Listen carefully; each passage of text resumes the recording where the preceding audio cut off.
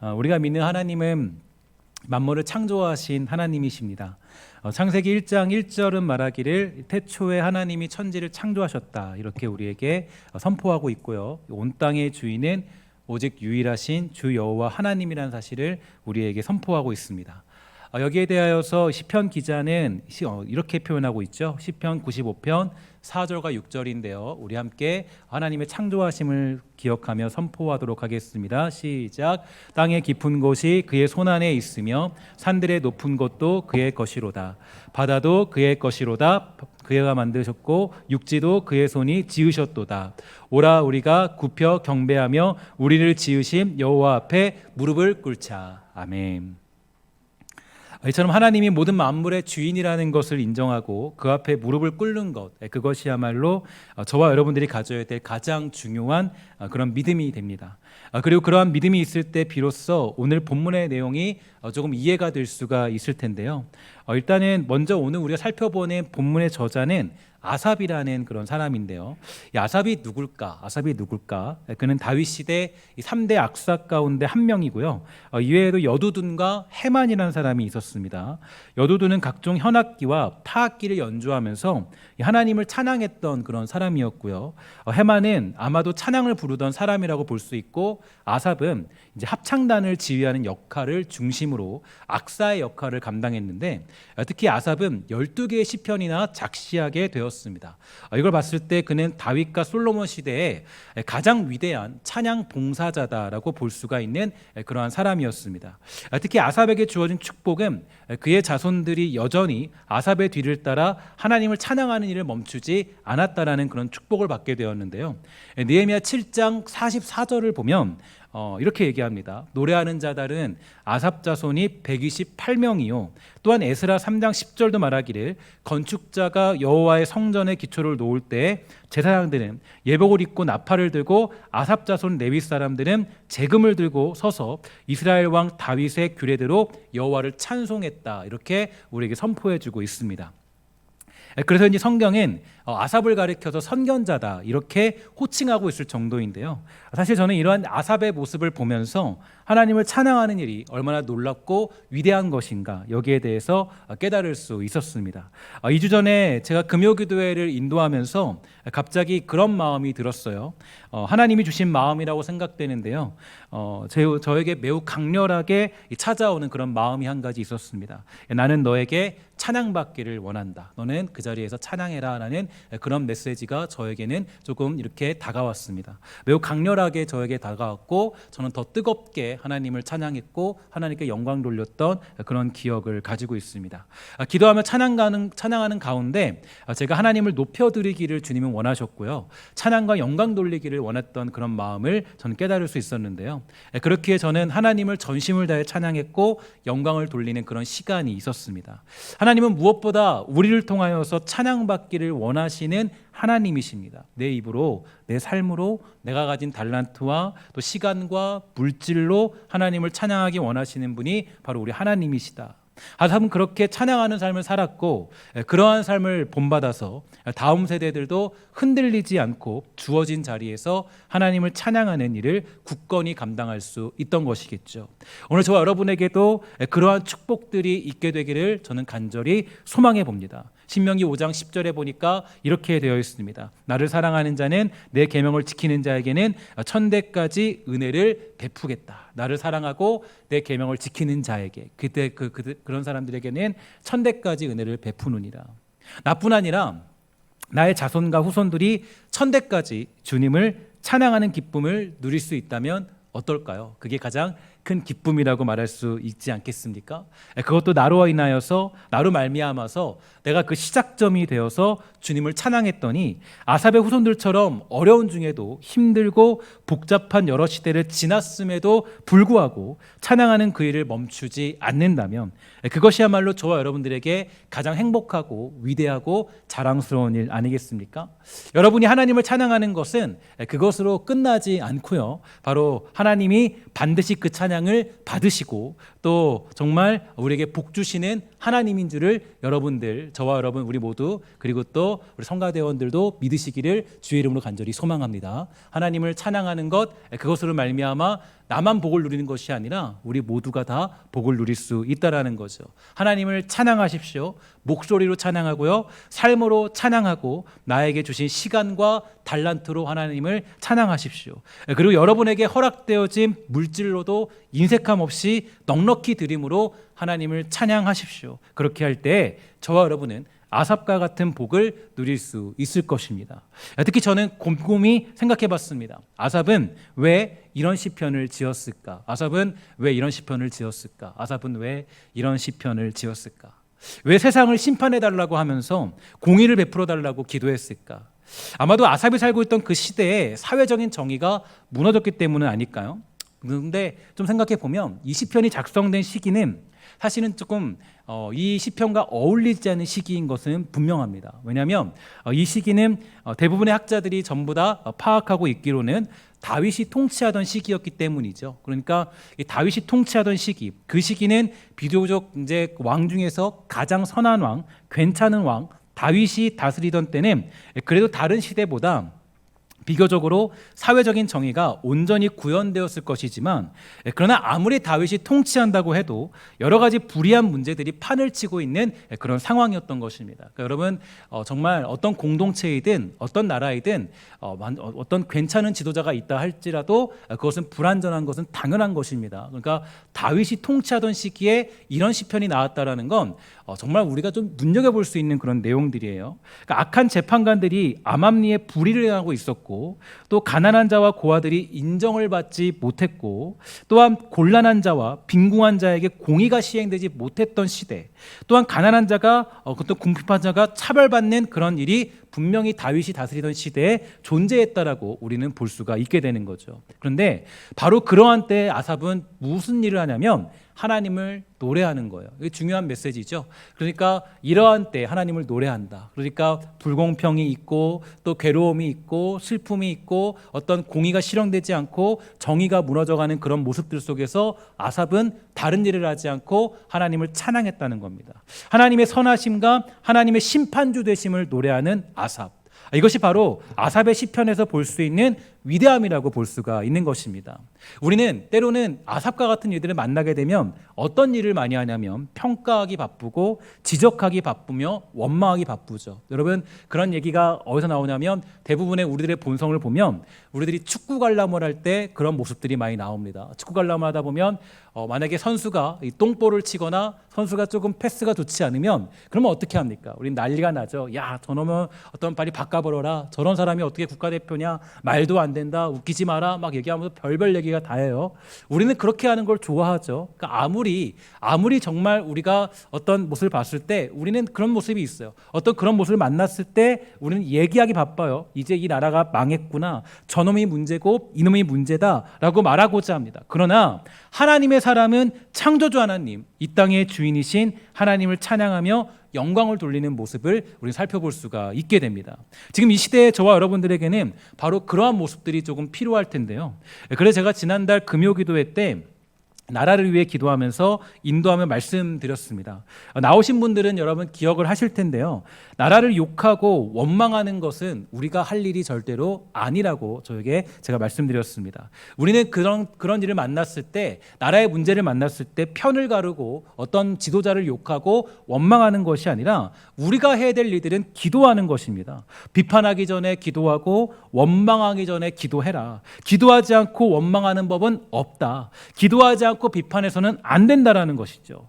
아삽은 자기가 살아가는 그 시대에 그런 비합리적인 일들이 벌어지고 있다는 사실에 가슴 아파했습니다. 괴로워했어요. 하나님의 정의와 공의가 실현되지 못하는 아픈 마음이 가득했습니다. 특별히 잘 아는 것처럼 이 다윗 왕국의 가치, 그것은 제가 2주 전에 말씀드렸던 것처럼 다윗 왕국의 가치는 아둘람굴로부터 시작합니다. 다윗 왕국의 혁명 가치, 그러니까 소위 말해서 뭐 국민에 의한, 국민을 위한 뭐 이런 것처럼 여기 이 다윗 왕국의 가장 중요한 가치는 환난 당한 자, 억울한 자, 빚진 자, 이들의 마음을 풀어주는 것입니다. 그러니까 이들의 마음을 풀어주는 것이고 억울한 마음들을 풀어주는 것이고 빚진 자를 탕감해 주는 게 이게 다윗 왕국의 기초예요. 근데 그러한 사람들이 모인 것이 바로 아둘람 굴이었고 다윗 왕국의 시작은 바로 그러한 자들이 존중받는 것으로부터 시작하는 것이 다윗 왕국의 기초적인 혁명적인 가치입니다. 그것이 다윗 왕국의 가치죠. 그럼에도 불구하고 여전히 그러한 자들이 존중받지 못하고 인정받지 못하는 일들에 대하여서 하나님께 찬양하며 그 슬픔의 절규를 가지고 찬양하고 있는 아삽의 모습을 우리는 살펴볼 수가 있다라는 거예요. 우리들도 그렇죠. 우리는 화가 날 때 뭐 해야 될까요? 화날 때 화내면 됩니까? 아니죠. 따라합시다. 화가 날 때 찬양합시다. 화가 날 때 우리는 찬양하는 거예요. 기쁠 때 뭐 해야 돼요? 기쁠 때 찬양하는 거예요. 따라합시다. 기쁠 때 찬양하자. 그죠? 원망스러울 때 뭐 합니까? 원망스러울 때 뭐 해야 돼요? 원망스러울 때 자신 있게 원망스러울 때 그죠? 따라합시다. 원망스러울 때 찬양합시다. 원망스러울 때 찬양하는 거예요. 그러면 다시금 뭐예요? 소망이 생기고 하나님의 일하심과 그 선하심을 목도할 수가 있게 되는 거예요. 특히 1절에 보면 우리가 조금 알 수 없는 내용이 나오는데 그러니까 일반적인 메시지는 아니에요. 1절에 보면 하나님은 신들의 모임 가운데 섰다. 이것은 분명히 일반적인 상황은 아니라는 것을 알 수가 있게 되는데 이것은 하나님이 지금 불의한 세상 재판장들을 법적으로 불러내셔서 그들 한가운데에 서심으로 그들에게 엄정한 판결을 내리고 계심을 묘사하고 있습니다. 그것은 무엇이냐면 이것은 현실적인 일이 아니라 이것은 아삽의 비전이에요. 그러니까 아삽의 꿈과 환상과 계시를 받은 것을 아삽은 노래하게 된 것입니다. 그러니까 이것은 82편은 그냥 단순히 이야기하는 것이 아니라 아삽이 그러니까 이 다윗 왕국을 봤는데 다윗 왕국의 가치는 억눌린 자, 환난당한 자, 빚진 자 이들을 회복시켜 주는 것이었는데 이런 것들이 잘 이루어지지 않고 불의가 있고 정말 정의가 무너지고 있고 공의가 무너지는 그 상황 때문에 아삽이 절규하고 괴로워하고 비탄해하고 있는데 그때 하나님께 찬양하고 기도하니까 시편 82편의 비전과 환상과 계시가 그에게 주어진 것이 시편 82편이 주는 메시지가 되는 거예요. 아삽에게는 비전이 생겼죠. 지금은 비록 불의가 있고 지금은 비록 정의가 무너졌고 지금은 비록 많은 문제들이 이 나라 가운데 있지만 하나님이 그 신들의 재판장들을 다 불러서 그들을 재판할 그런 날들을 아삽은 기도하는 가운데 찬양하는 가운데 그 비전과 계시와 환상을 누릴 수가 있게 된 것입니다. 제가 이 말씀을 준비하면서 굉장히 저에게 아주 그 마음속으로 각인되는 그런 문장이 있었는데요. 문제를 만날 때 문제에 빠지면 절망이 찾아오지만 문제를 만날 때 하나님을 찬양하면 우리에게는 비전이 생긴다라는 거예요. 이거는 제가 만든 문장입니다. 그래서 한번 따라해 보도록 할게요. 문제를 만날 때 문제에 빠지면 절망이 찾아온다. 자, 문제를 만날 때 하나님을 찬양하면 비전이 생긴다. 뭐라고요? 문제를 만날 때 문제에 빠지면 우리는 절망이 찾아오지만 문제를 만날 때 하나님을 찬양하면 우리에게는 뭐가 생긴다고요? 비전이 생기는 거예요. 하나님을 찬양하면 우리에게는 비전이 생기는 거예요. 아삽은 마음이 슬프고 괴로운 중에 하나님을 찬양했고 하나님은 그에게 비전을 허락해 주십니다. 그리고 그 비전을 가지고 아삽은 노래하죠. 절대적인 재판장이신 하나님께서 불공평한 세상 재판장들을 향하여 책망하심과 심판에 대하여서 바로 노래하고 있습니다. 사랑하는 여러분, 하나님을 찬양하면 하나님의 나라가 우리에게 임하는 것을 보게 될 것이지만 기적이 일어나게 될 것이지만 내가 문제를 만나서 문제에 빠지게 되면 우린 절망에 빠질 수밖에 없습니다. 우리는 문제를 만날 때 좌절하고 원망하고 불평하는 특징들이 있지만 하나님의 사람들은 문제를 만날 때 하나님을 찬양하는 놀라운 역사를 가지고 있는 것입니다. 하나님을 찬양할 때 문제를 벗어나고 그 문제를 해결받는 기적이 일어나게 되는 것이죠. 문제를 가지고 불평하고 원망해봤자 아무런 도움도 되지 않는다라는 거예요. 바울이 빌립보로 전도를 가게 되었을 때 일어난 일이 있었는데요. 그는 하나님의 명령을 따라서 이제 빌립보에 이르게 되었고, 그리고 그곳에서 루디아라는 자색 옷간 장소를 전도하여서 예수를 믿게 하는 은혜를 누리게 됩니다. 그리고 그와 그 집이 다 세례를 받게 되는 기적이 일어나게 되죠. 그런데 어느 날이었어요. 바울이 때가 되어서 기도하는 곳에 가다 보니까요, 기도를 하려고 길을 걷고 있는데 점치는 귀신 들린 여종 하나를 만나게 된 것입니다. 이 여종은 소위 말해서 사람들에게 점을 봐주고 그 점으로 그 주인들에게 큰 이익을 주는 그런 사람이었어요. 그런데 이 귀신 들린 여종이 하나님이 부르신 사도였던 바울과 실라를 알아보고 기도하러 갈 때마다 소리를 치면서 이렇게 말합니다. 이 사람들은 지극히 높은 하나님의 종으로서 구원의 길을 너희에게 전하는 자라. 이거 미치고 팔짝 뛸 노릇입니다. 아무도 안 그러는데 귀신 들린 여종이 말하기를 뭐라 그럽니까? 이 사람들은 지극히 높은 자래요. 하나님의 종이래요. 구원의 길을 너에게 전하는 자래요. 미치고 팔짝 뛸 노릇이 지금 이 사도 바울과 실라에게 나타나고 있는 거예요.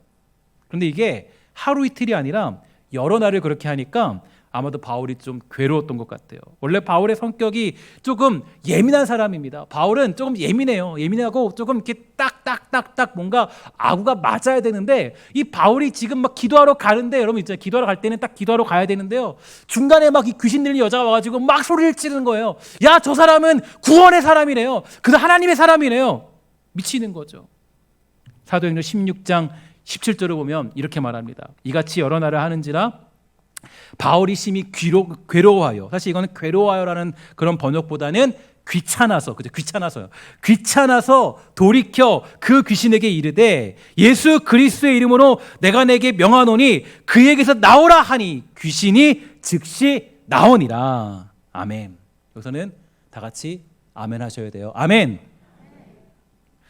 귀신은 예수 그리스도의 이름 앞에 아무것도 할 수 없는 그런 존재이죠. 오늘 혹시 이 자리에 악한 영의 공격과 문제 앞에 사로잡혀 있는 분들이 있다면 예수 그리스도의 이름으로 그 악한 영의 공격이 완전히 깔끔히 깨끗이 사라지기를 주의 이름으로 간절히 축원합니다. 그렇게 바울로 인하여 여종에게 붙어있던 귀신이 물러나게 되자 그로 인하여 수익을 누리던 주인들은 돈을 벌 수 없게 됩니다. 결국 바울과 실라는 빌립보 감옥에 갇히게 돼요. 그냥 감옥에 갇힌 것도 아니라 바울과 실라는 엄청나게 많이 맞았다라고 표현되어 있어요. 손과 발이 착고에 찼다. 그런데 이 착고라는 것은 이 발이 조금만 움직여도요, 이게 칼날에 싹싹싹 베이듯이 아주 무서운 그런 착고를 차게 된 거예요. 만약 여러분과 저 같으면 그렇게 하다가 감옥에 갇히면 원망하거나 불평할 것이 뻔하죠. 그런데 그때 바울과 실라가 취한 행동이 무엇일까? 여러분 너무 잘 아는 말씀이에요. 사도행전 16장 25절 함께 읽어보도록 하겠습니다. 시작. 한밤중에 바울과 실라가 기도하고 하나님을 찬송하며 죄수들이 듣더라. 아멘. 하나님을 뭐 했다고요? 찬송하며. 바울과 실라가 기도하고 찬송했다라는 거예요. 그들은 문제를 만났지만 문제에 빠지지 않고 하나님께 기도하며 하나님을 찬송합니다. 문제에 빠지면 원망과 불평이 가득할 수밖에 없지만 기도하고 하나님을 찬양하면 기적이 생기는 것이고, 기도하고 하나님을 찬양하면 우리 안에 비전과 소망과 꿈과 환상과 계시가 우리에게 주어지게 되는 거예요. 여러분의 삶 가운데도 기도와 찬양으로 말미암아 기적이 생겨나게 되기를 주의 이름으로 간절히 소망합니다. 사도행전 16장 26절에 보니까 이렇게 되어 있어요. 이에 갑자기 큰 지진이 나서 옥토가 움직이고 문이 곧 다 열리며 모든 사람의 매인 것이 다 벗겨진지라. 기도하고 찬양하는 가운데 일어난 일이에요. 기도하지 않고 찬양하지 않으면 이러한 역사는 절대로 경험할 수 없습니다. 하나님의 기적을 경험하기 원하면 우리는 기도해야 되고, 하나님의 기적을 경험하기 원하면 하나님을 찬양해야 되는 거예요.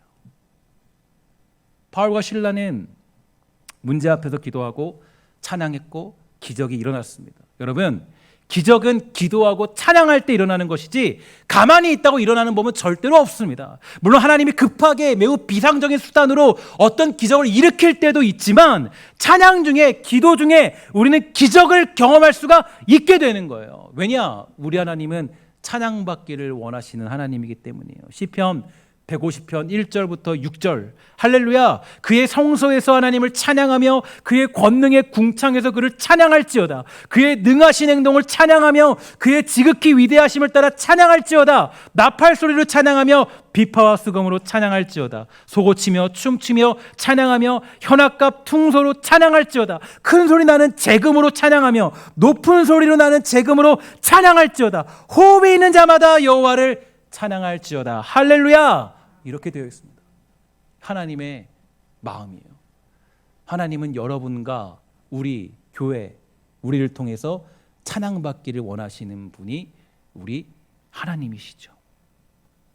우리는 마음속에 이런 마음이 있어요. 하나님, 나에게 하나님의 기적을 베풀어 주세요. 내 가정에 기적을 베풀어 주세요. 내 사업에 기적을 베풀어 주세요.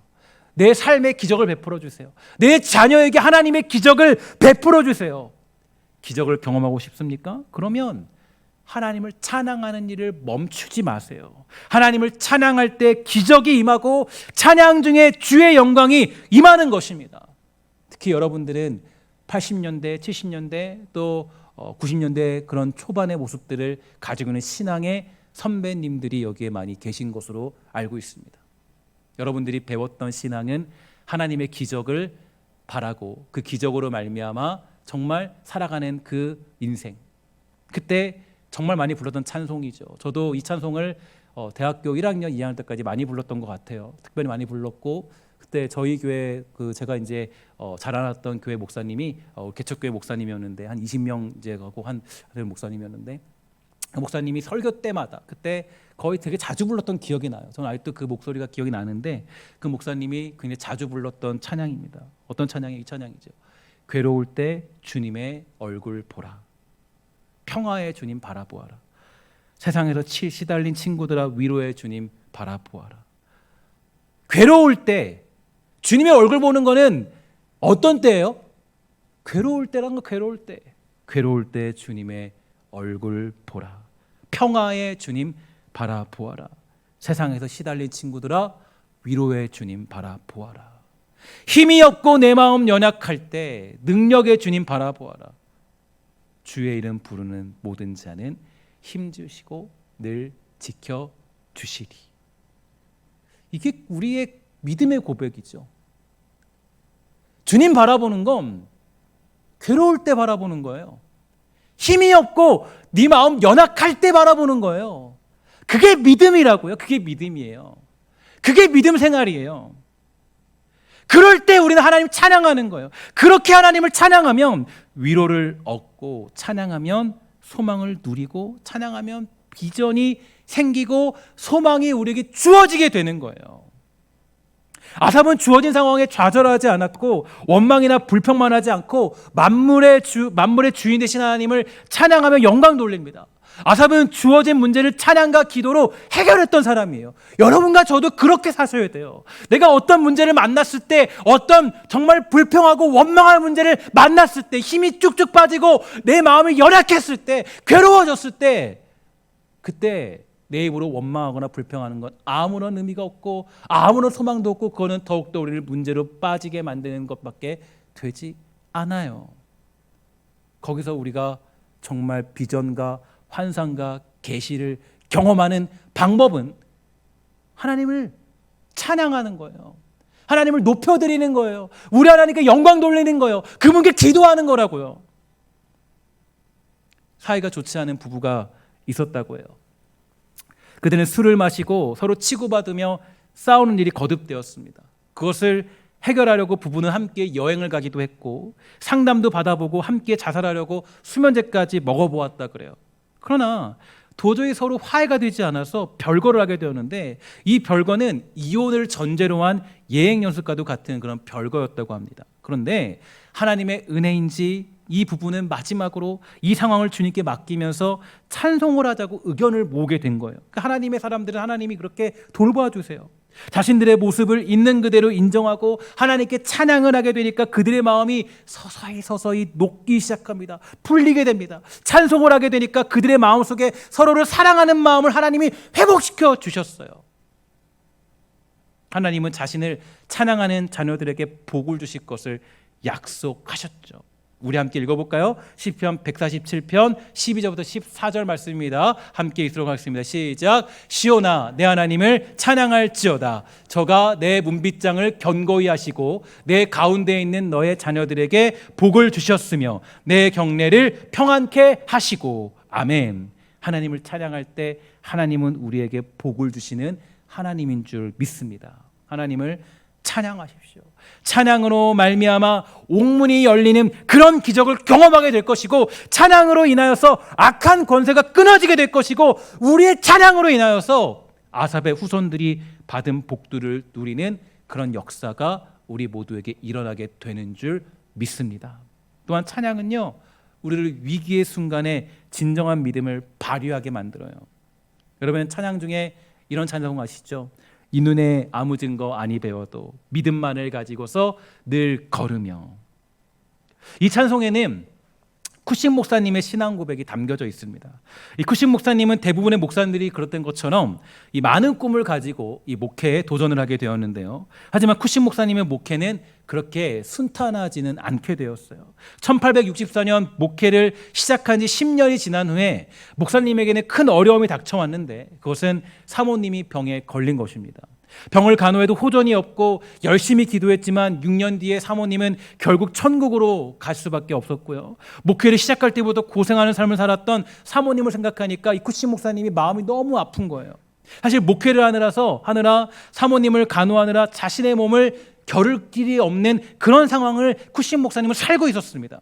그런데 어느 날부터인가 문제가 생겼어요. 어떤 문제냐면, 이 설교자에게는 목소리가 가장 중요한 것 중에 하나인데, 이 쿠신 목사님의 목이 조금 아프기 시작했고 급기야 자기 목소리를 완전히 잃어버리는 안타까운 일들을 만나게 된 겁니다. 소리가 나오지 않자 더 이상 설교를 할 수 없게 되었고, 목사님은 교회를 사임할 수밖에 없는 상황에 이르게 되었죠. 사모님도 세상을 떠나서 자신도 목소리를 잃어서 아무 말도 할 수 없게 되자 절망 속에서 쿠신 목사님은 힘겹게 하루하루를 지내게 됩니다. 그러다가 어느 날 자신의 이 힘겨운 마음을 어루만져 주실 분은 주님밖에 없다라는 것을 그렇게 깨닫게 되면서, 그 사실을 회복하게 되면서 자신은 지금 말을 할 수 없는 처지가 되었지만 나를 구원해 주신, 생명을 주신 예수님을 그렇게 위해서 내 목숨도 기꺼이 드려야겠다는 마음으로 쿠신 목사님이 결단을 하게 되죠. 그리고 그분은 찬송의 시를 쓰게 되는데요. 지금 우리에게 전해지는 가사인데, 지금 우리가 접하는 가사와는 조금 다릅니다. 이분이 처음으로 모티브를 삼은 단어는 주님을 따르라라는 그런 단어였습니다. 그래서 원래는 이렇게 되어 있다고 그래요. 내 구주를 따라 계곡 아래로 내려가리라. 계곡은 꽃이 피고 맑은 물이 있으리. 주님이 날 이끄시는 곳이라면 어디든지 따라가겠습니다. 원래 이게 이 찬송가의 원시입니다. 이렇게 시작되는 가사였어요. 구주를 따라 계곡 아래로 내려가리라. 계곡은 꽃이 피고 맑은 물이 있으리. 주님이 날 이끄시는 곳이라면 어디든지 따라갑니다. 승리의 관을 얻을 때까지 주님의 발자국을 따라서 그렇게 따라 걷겠다고 고백했고, 이 찬송가는 일본에서 개사가 되어서 한국교회에 전해졌고 지금의 가사로 불려지고 있는 것이죠. 물론 이 가사는 좀 달라졌지만 그 내용은 여전히 주님을 따르겠다라는 그런 메시지가 여기에 담겨져 있어요. 하나님을 전적으로 신뢰하고 믿음만을 가지고서 주님의 길을 걷겠다라는 내용이 여기에 포함되어 있는 거죠. 이 눈에 아무 증거 아니 배워도. 우리 함께 다 같이 읽어볼까요? 시작. 이 눈에 아무 증거 아니 배워도 믿음만을 가지고서 늘 걸으며 이 귀에 아무 소리 아니 들려도 하나님의 약속 위에 서리라. 아멘. 그죠? 걸어가세 믿음 위에 서서, 나가세 의심 버리고 걸어가세 믿음 위에 서서 눈과 귀에 아무 증거 없어도. 이게 우리들의 참된 신앙 아닐까요? 답이 없을 때, 막막할 때, 모든 것이 무너졌을 때 하나님을 찬양해 보십시오. 하나님이 주시는 그 회복의 마음을 경험하게 되는 거예요. 병상 중에 있을 때, 고민과 걱정이 있을 때, 어려움이 있을 때 하나님을 찬양해 보세요. 하나님이 평안과 위로를 허락해 주시는 것입니다. 오늘 본문에 나타난 아삽의 고백과 선포, 이것은 단순히 정의와 공의를 간구하는 고백이 아니라 아삽의 절규 속에 나타난 하나님의 비전과 환상과 계시가 표현되어져 있습니다. 아삽은 선견자로 불려졌죠. 선견자로 불릴 정도로 그런 의식이라면 아마도 그는 다윗 왕국에 세워진 기초적인 정신을 잘 알고 있었을 것입니다. 다윗 왕국은 환난당한 자와 억울한 자와 빚진 자를 잊지 말아야 될 이유를 가지고 있었던 그런 나라였어요. 그런 사람들이 모여서 세워진 나라가 다윗 왕국이기 때문입니다. 그런데 지금 돌아보고 살펴보니까 아직도 그러한 일들이 있기 때문에 굉장히 비참한 마음으로 주님께 기도했고, 아삽은 하나님이 주신 비전과 환상과 계시를 보고 그것을 가지고 작시하게 된 것이 바로 이 시편 82편의 내용이 되는 것이에요. 아삽이 가장 절규를 외치고 있을 때 선택한 것은 원망하고 안 되는 것을 들춰내는 것이 아니라 하나님께 맡기며 하나님이 재판장이 되어서 이 모든 것을 선하게 판결하실 것임을 확신하는 비전을 선포하는 일이었습니다. 여러분, 이것이 바로 믿음의 사람들의 진가이죠. 믿음의 사람들에게는 꿈과 비전이 있습니다. 소망이 있습니다. 성도를 만나면서 제가 여러 사람들을 만나게 되는데요, 많은 사람들 만나게 될 때 어떤 사람들은 현실적인 비판만 하는 사람들이 있어요. 당연히 그러한 사람들을 통하여서도 도전을 받고 어떤 일들에 대해서 분석을 할 수 있게 됩니다. 그러나 비판만 하는 사람을 통하여서는 선한 일이 절대로 일어날 수 없습니다. 또 어떤 사람들은 미래에 대한 가망성이 없다고 이야기하는 사람들도 있어요. 앞으로 우리의 미래는 어둡다. 그래서 이야기를 하면 할수록 절망적인 생각, 미래가 전혀 보이지 않는 사람들도 만나게 됩니다. 물론 그러한 내용들도 필요하겠죠. 그것도 현실을 직시하는 매우 중요한 방법이기 때문이에요. 그러나 진정한 믿음의 사람들은 결국에 비전과 소망을 이야기하는 사람들은 아닐까요? 믿음이 있는 사람들의 특징, 하나님을 온전히 믿는 사람들의 특징, 그 사람들의 특징은 무엇이냐면 바로 환상과 계시, 그 비전을 선포하는 사람들인 줄 믿습니다. 그리고 그러한 사람들이야말로 진정한 믿음의 사람들의 능력을 누리고 있게 되는 것이에요. 저는 무엇보다 여러분과 제가 또 우리 교회가 비전을 말하는 교회 되기를 주의 이름으로 간절히 소망합니다. 아내를 잃고 목회가 되지 않는 것도 모자라서 목소리마저 잃어버린 쿠신 목사님이 고백해요. 이 눈에 아무 증거 아니 보여도 믿음만을 가지고서 늘 걸으며, 이 눈에 아무 증거 아니 보여도, 이 귀에 아무 소리 안 들려도 내가 믿음만을 가지고서 걸어갑니다. 우리가 늘 빠르게 불러서 그렇지 사실 눈에 아무 증거가 보이지 않는 것은 비참한 거예요. 괴로운 거예요. 하나님을 찬양할 이유도 찾을 수도 없고 기도할 환경도 되지 않으며 아무 일도 할 수 없는 상황에 놓인 것을 의미합니다. 그런데 바로 그때 믿음의 사람들은 고백합니다. 믿음만을 가지고서 늘 걸으며 나가세 의심 버리고 걸어가세 눈과 귀에 아무 증거 없어도, 눈과 귀에 아무 증거 없어도, 눈과 귀에 아무 증거 없어도. 이게 우리가 비전을 선포할, 꿈을 가지고 환상과 계시를 구할 수 있는 가장 적절한 상황 아니겠어요? 비전을 선포할 때는 언제냐면요, 눈과 귀에 아무 증거 없을 때예요. 믿음을 선포하기에 가장 좋은 때는 언제냐면 눈과 귀에 아무 증거가 없을 때예요. 잘 될 때, 괜찮을 때, 가진 것이 많을 때 비전을 선포하는 건 누구든지 할 수 있습니다. 야, 우리는 돈이 많아서 할 수 있어요. 인력이 많아서 할 수 있어요. 우리는 가진 것이 많아서 우리는 할 수 있어요. 이거는 확률 게임입니다. 여러분, 믿음은 확률 게임이 아니에요. 믿음은 확률 계산해서 이 확률대로 움직이는 게임이 아니라고요. 우리 교회에 시설이 좋으니 사람들이 많이 모일 수 있어요. 우리 교회에 인력이 많으니 주의 일을 감당할 수 있어요. 이건 누구든지 할 수 있는 확률 게임이죠. 우리 교회에 돈이 많으니까 우리는 일을 할 수 있어요. 이건 누구든지 다 할 수 있어요. 다 할 수 있는 얘기예요. 다 잘 되니까, 있으니까, 가지고 있으니까. 그러나 여러분, 그건 믿음이 아니에요. 그거는 계산이고 확률이에요. 여러분, 교회나 어떤 기독교의 신앙은 확률적으로 계산하지 않았어요. 오병이어 보세요. 확률적으로 5,000명 먹일 수 있어요? 가진 게 있어요? 없죠. 가진 거 없어요. 5,000명 못 먹어요. 그러나 예수님은 뭘 듣고 싶었냐면 주님이 있으면 이 5,000명도 거뜬히 먹일 수 있어요. 이 얘기를 듣고 싶었던 거예요, 예수님은. 근데 제자들 중에 단 한 명도 그 얘기 안 했어요. 주님, 어떻게 하냐고요? 못 먹여요, 못 먹여. 할 수 없다고요. 그 얘기는 누구든지 할 수 있죠. 그러나 예수님이 듣고 싶었던 얘기 이거예요. 야, 너는 정말 내가 있는 거 모르니? 예수님이 계시면 이 5천 명이 뭐예요? 10,000명, 10,000,000명도 먹일 수 있어요 라고 그렇게 듣고 싶었던 거예요, 예수님은. 근데 제자 중에 단 한 명도 그 얘기 안 해요. 한 명도 그 얘기 안 해요. 한 명도 말하지 않는다고요. 교회는, 믿음은 확률 싸움이 아닙니다. 머리로 계산해가지고 뭐 될 거다, 할 수 있다, 이 정도면 된다. 그렇지 않아요. 없는 중에, 가망이 없는 중에, 보이지 않는 중에 비전을 선포하는 거예요. 세계 선교 우리가 할 수 있어요?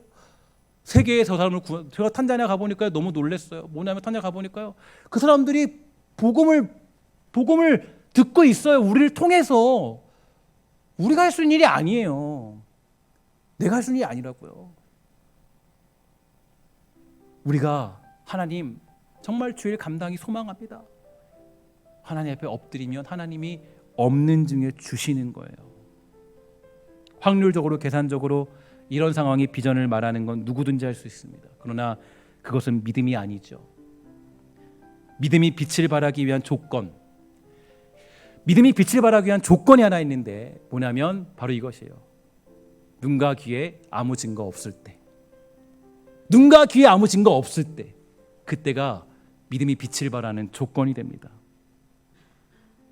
목사님, 우리 교회에 돈이 없어요. 목사님, 우리 교회에 인력이 없어요. 목사님, 우리 교회 시설이 부족해요. 그러나 우리 하나님 믿고 믿음으로 주의 일 감당합시다. 하나님이 이루실 것입니다. 하나님이 보내실 것입니다. 하나님이 세우실 것입니다. 하나님이 채우실 것입니다.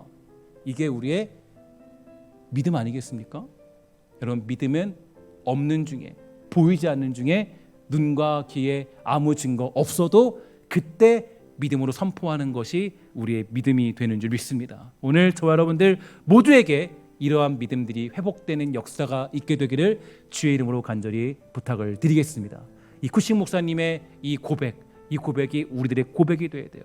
눈과 귀에 아무 증거 없어도. 바로 이때가 주님의 비전을 선포하기에 가장 좋은 때라는 것을 여러분 잊지 마시고 살아가는 우리 신성교회 모든 권속들 또한 우리 교회가 다 되기를 주의 이름으로 간절히 부탁을 드리겠습니다. 기도하겠습니다. 하나님 감사합니다. 이 땅 살아갈 때 우리를 불러주시고 또 우리가 주의 백성으로 살아가게 하시며 하나님이 정말 우리를 믿음의 자리로 인도하여 주시니 참으로 감사합니다. 하나님, 우리가 믿음의 자리로 살아갈 때 부족함 없이 채우시는 하나님만 바라보며 찬양하고 영광 돌리도록 허락하여 주옵시고 우리 모든 주의 백성들이 이 땅 살아갈 때 눈과 귀에 아무 증거 없어도 원망하고 불평하는 것이 아니라 그 중에 우리를 일하시고 부르시는 하나님의 은혜를 경험할 수 있도록 주님 돌보아 주시옵소서. 아버지 은혜를 구하오며 모든 말씀 예수님의 이름으로 간절히 기도합니다. 아멘.